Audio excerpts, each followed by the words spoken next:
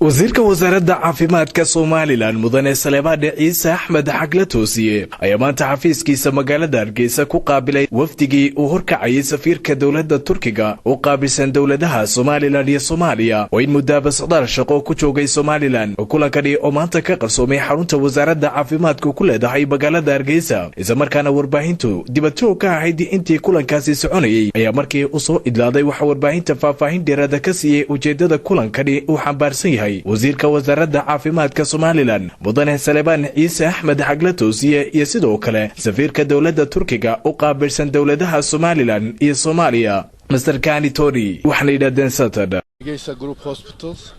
and it's a nice facility actually, although it is a bit old, but still, you know, serving the people, and we are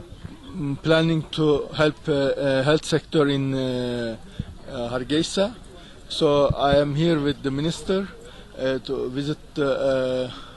hospital. So how we can improve the facilities, you know, maybe the additional block we are thinking to build as a complementary to the current system, so that improve the facilities here. sidaad maqlayseenna waxaa farxad inoo ah in ay ballan qaadeen in ay dhisaan dhismo weyn oo qayb ka noqon doona cusbitaalkan soona kordhin doona bilic iyo adeeg caafimaad oo fara badan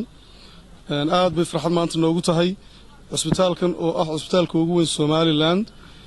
oo runtii aad aragtaan dhismayaashiisu inay yihiin duug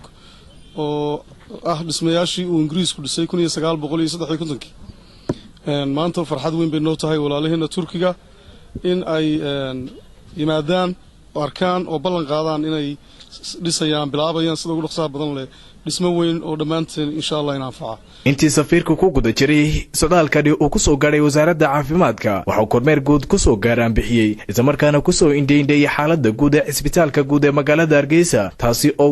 gooni ula kulmay mas'uuliyiinta isbitaalkaasi oo ku horeeyo agaasimaha isbitaalka